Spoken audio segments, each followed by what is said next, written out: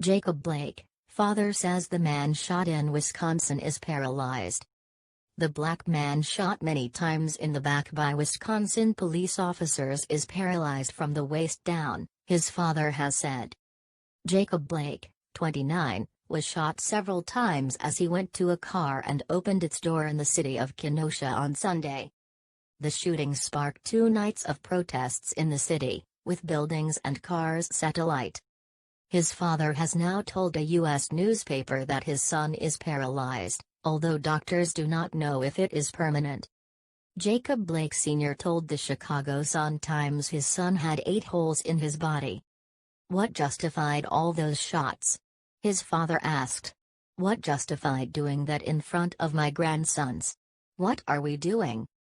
Video footage of Mr. Blake's shooting, taken from across the street and shared on social media, shows the father of 3 leaning into the car and an officer grabbing his shirt, with 7 shots heard.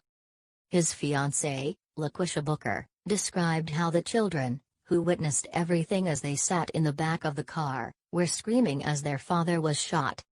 Speaking to a local NBC channel, she asked why the police would shoot someone who's not armed, not giving you no problems.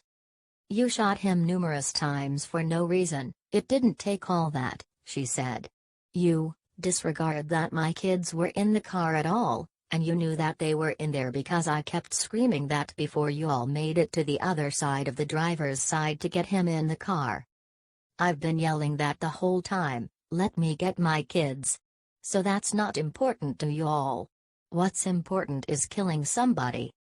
Police said they were responding to a domestic incident, but it is so far unclear who called the police and what happened before the video recording began. But it comes as the U.S. grapples with the treatment of African Americans at the hands U.S. law enforcement, as well as wider questions about racism in society, following the killing of another black man, George Floyd, in May. Mr. Floyd's death sparked protests around the country, and abroad.